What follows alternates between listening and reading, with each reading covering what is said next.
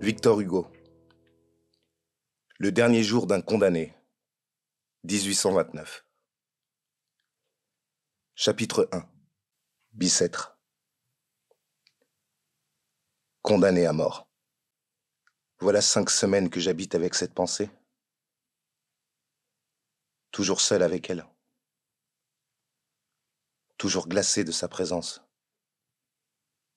Toujours courbé sous son poids. Autrefois, car il me semble qu'il y a plutôt des années que des semaines, j'étais un homme comme un autre homme. Chaque jour, chaque heure, chaque minute avait son idée. Mon esprit jeune et riche était plein de fantaisies. Il s'amusait à me les dérouler les unes après les autres, sans ordre et sans fin, brodant d'inépuisables arabesques cette rude et mince étoffe de la vie. C'étaient des jeunes filles, de splendides chapes d'évêques, des batailles gagnées, des théâtres pleins de bruit et de lumière, et puis encore des jeunes filles et de sombres promenades la nuit sous les larges bras des marronniers. C'était toujours fête dans mon imagination.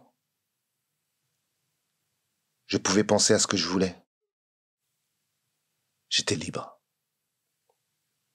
Maintenant, je suis captif. Mon corps est offert dans un cachot. Mon esprit est en prison dans une idée. Une horrible, une sanglante, une implacable idée. Je n'ai plus qu'une pensée, qu'une conviction, qu'une certitude.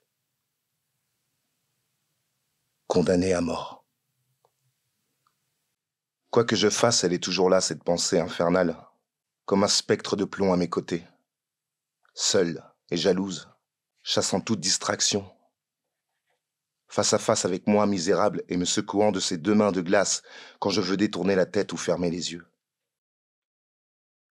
Elle se glisse sous toutes les formes où mon esprit voudrait la fuir, se mêle comme un refrain horrible à toutes ces paroles qu'on m'adresse, se colle avec moi aux grilles hideuses de mon cachot, m'obsède éveillé, épie mon sommeil convulsif et reparaît dans mes rêves sous la forme d'un couteau. Je viens de m'éveiller en sursaut, poursuivi par elle et me disant « Ah, ce n'est qu'un rêve ».